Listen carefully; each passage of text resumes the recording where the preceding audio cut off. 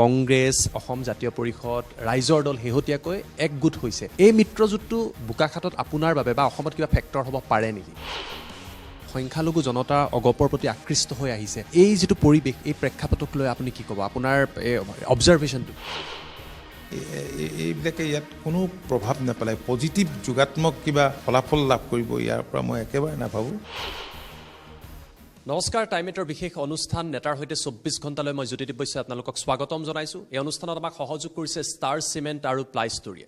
ৰাজ্যৰ বিভিন্ন প্ৰান্তত এই নিৰ্বাচনৰ সময়ত আমি বিভিন্ন প্ৰান্তলৈ গৈছোঁ, সমষ্টিয়ে এই মুহূৰ্তত উপস্থিত হৈছোঁহি আৰু ভোটাৰৰ মনৰ লগতে নেতাৰ মনৰ কথা জানিবলৈ চেষ্টা কৰিছোঁ। এই মুহূৰ্তত আমি আহি উপস্থিত হৈছোঁহি বোকাখাতৰ এনেকুৱা এটা প্ৰান্তত য'ত বৰ্তমান সময়ত নিৰ্বাচনৰ প্ৰচাৰ তুংগত উঠিছে।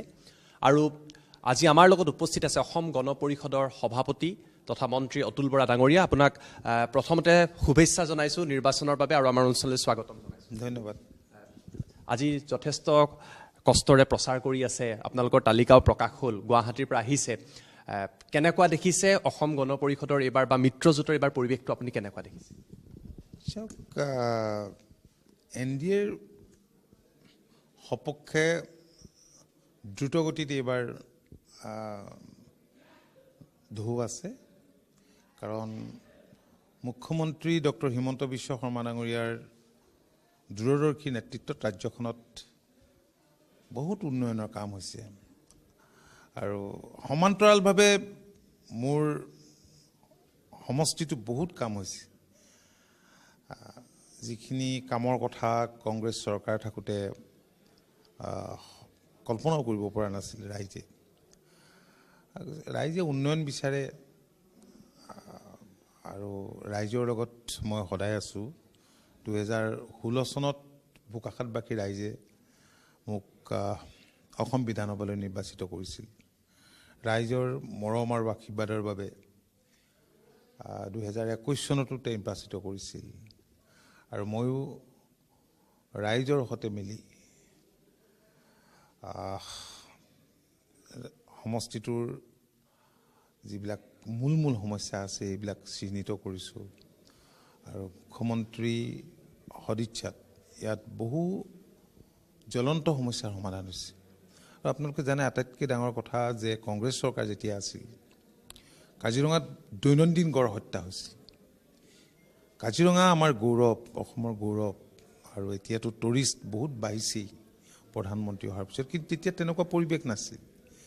এইবাৰ আপুনি গম পাব যে লাষ্ট ইয়েৰটোত এটাও গড় ইয়াত হত্যা হোৱা নাই, চোৰাং চিকাৰীৰ হাতত মৃত্যুমুখত পৰা নাই।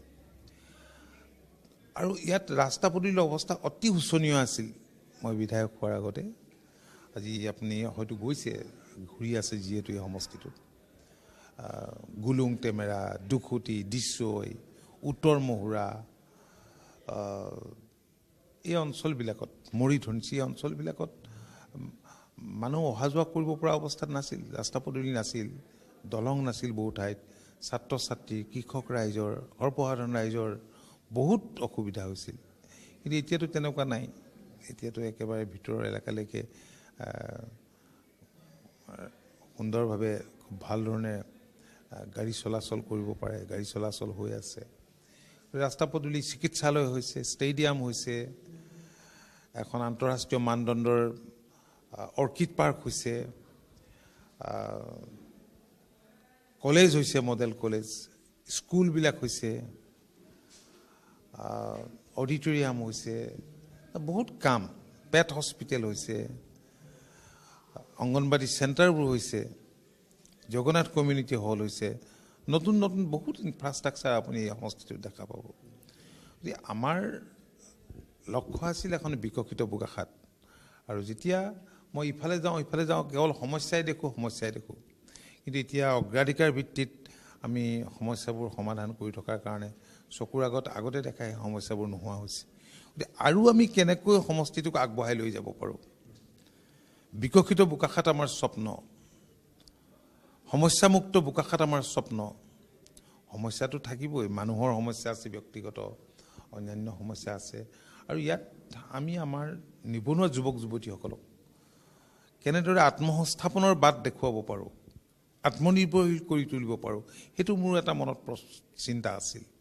ইয়াত বহুত কেইটা ফাৰ্মাৰ্ছ প্ৰডিউচাৰ্ছ কোম্পানী হৈছে ইয়াৰ ৰঙালাও বাহিৰৰ বজাৰত গৈছে এটা বছৰতে 6 কোটি টকা ৰঙালাও ইয়াত মানুহে বিক্ৰী কৰিছে গতিকে কৃষি ক্ষেত্ৰতো এটা যথেষ্ট ইয়াত আমূল পৰিৱৰ্তন হৈছে তদ্ৰুপ বহুত SHG গ্ৰুপক মুখ্যমন্ত্ৰী সমগ্ৰ গ্ৰাম্য উন্নয়ন যোজনাৰ জৰিয়তে আমি একোটা আত্মসহায়ক গোটক গাহৰি পালন কৰিবৰ কাৰণে মুৰ্গী পুহিবৰ কাৰণে হাঁহ পুহিবৰ কাৰণে ছাগলী পুহিবৰ কাৰণে ছাপোৰ্ট দিছোঁ আৰু বহুত ৰাজসাহায্যযুক্ত ট্ৰেক্টৰ পাৱাৰ টিলাৰ এইবিলাক ফাৰ্ম মেচিনাৰী বহুত লাভ কৰিছে এতিয়া আমাৰ খেতিয়কে যিহেতু ইয়াত বানপানী হয় গতিকে তেওঁলোকে আগতীয়া খেতি কৰে যিবিলাক ফ্লাড টলাৰেণ্ট ভেৰাইটি ৰঞ্জিত চাবুৱান বাহাদুৰ চাবুৱান বিনা 10 বিনা 11 এইবোৰ খেতি কৰে বাণিজ্যিক মূল্য থকা খেতি আমাৰ কৃষকে কৰে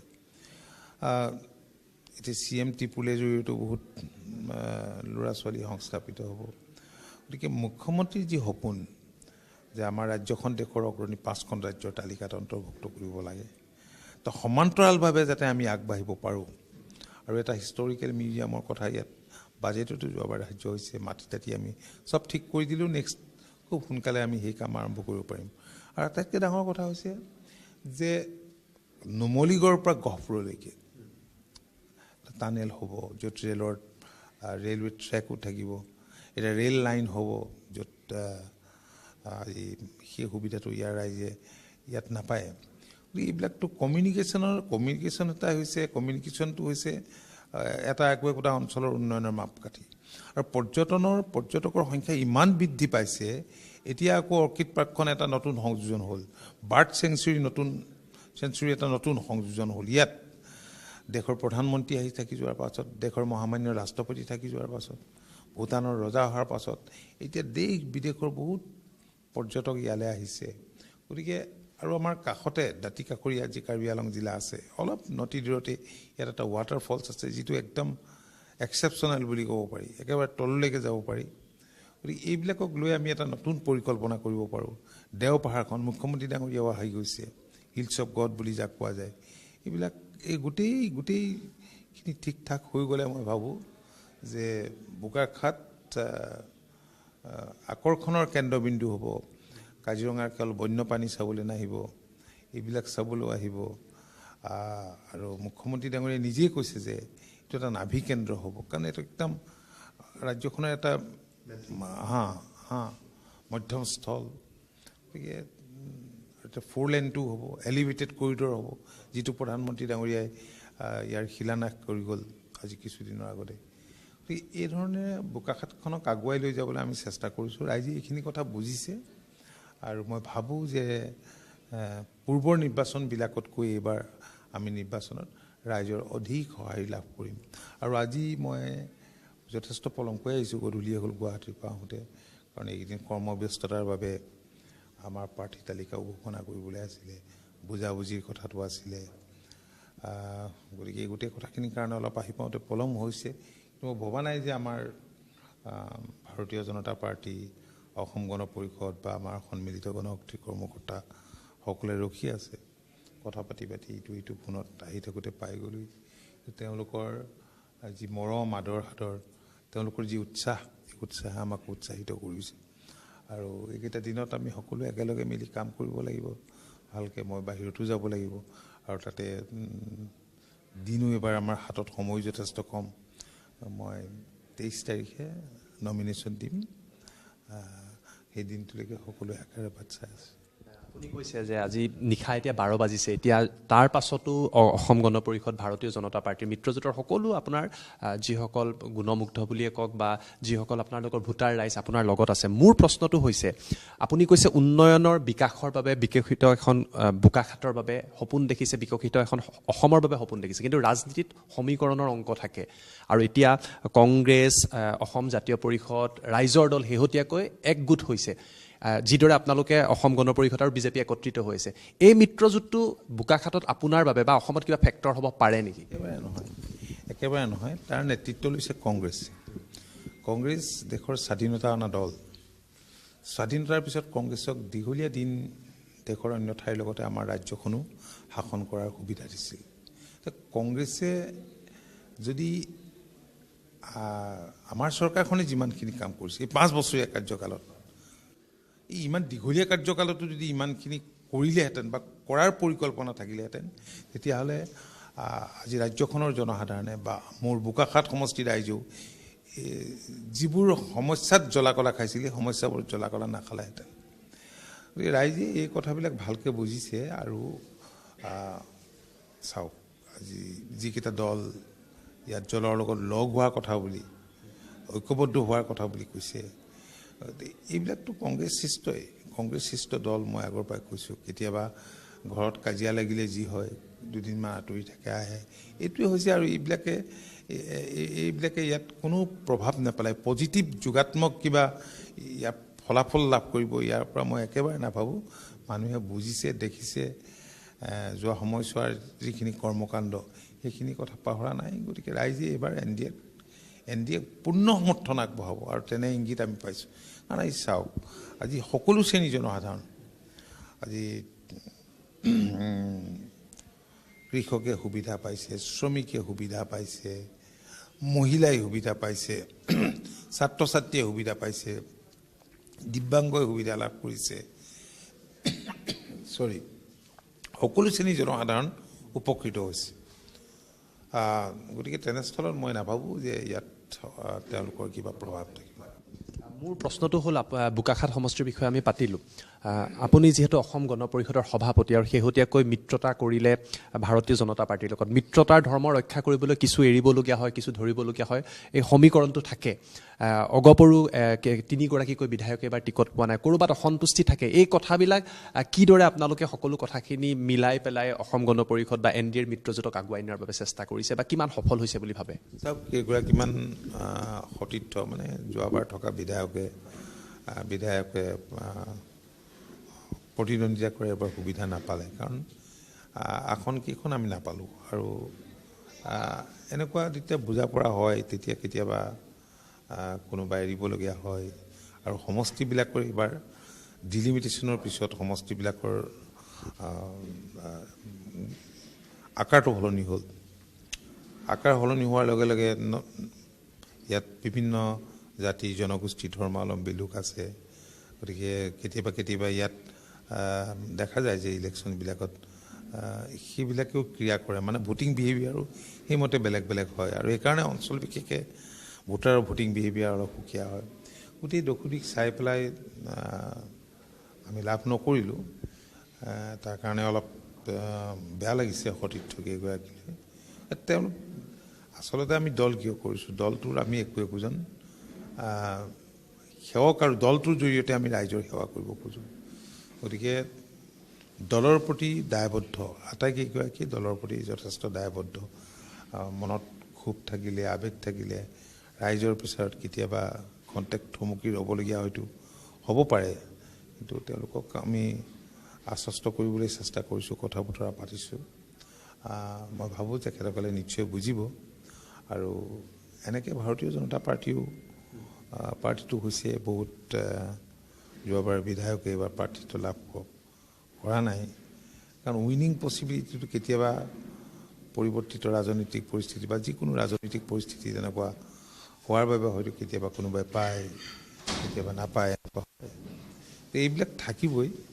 কিন্তু এটা কথা ঠিক যে আজি ৰাজ্যখনৰ যিটো পৰিৱেশ, কাৰণ বিভিন্ন ঠাইলৈ গৈ আমি যিটো অনুভৱ কৰিছোঁ, দেখিছোঁ আৰু সেইমতে অনুভৱ কৰিছোঁ, ৰাইজে এইবাৰ এন ডি এ বিপুল ভোটত এন ডি এ প্ৰাৰ্থীসকলক জয়ী কৰিব। আন এটা প্ৰসংগ মই আপোনাৰ পৰা জানিব বিচাৰিম। এইবাৰ অসম গণ পৰিষদলৈ যথেষ্ট সংখ্যক সংখ্যালঘু লোকক আপোনালোকে টিকট দিছে। কেইবাগৰাকীও নেতা AIUDFৰ পৰা আহি অসম গণ পৰিষদত যোগদান কৰিছে।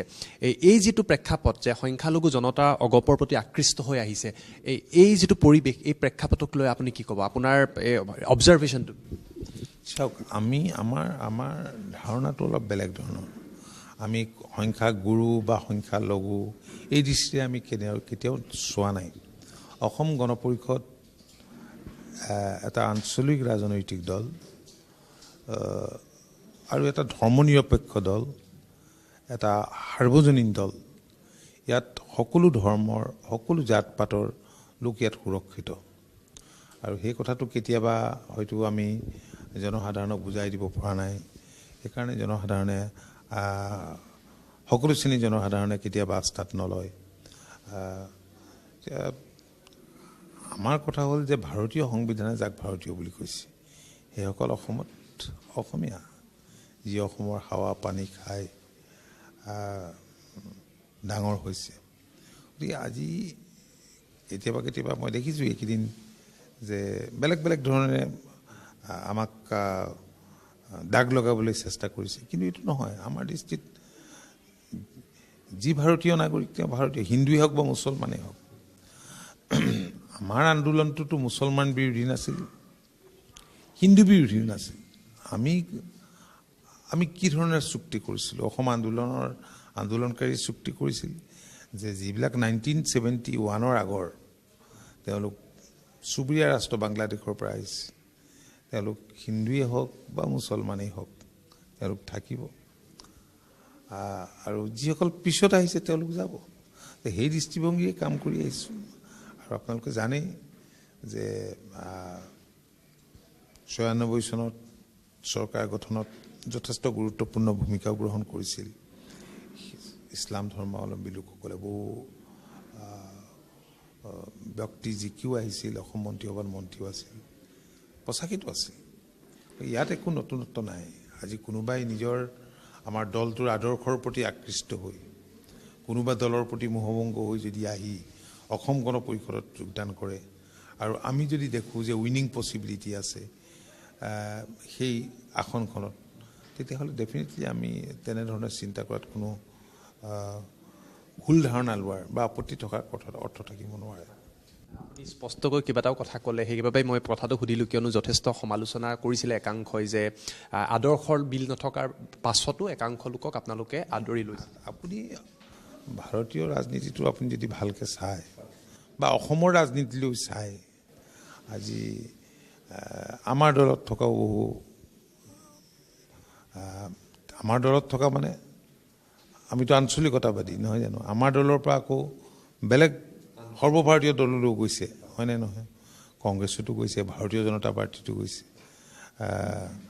তো আঞ্চলিক দলৰ দৃষ্টিভংগী বা সৰ্বভাৰতীয় দলৰ দৃষ্টিভংগী বেলেগ। গতিকে তেনেধৰণে ৰাজনীতিত হোৱা দেখা যায়।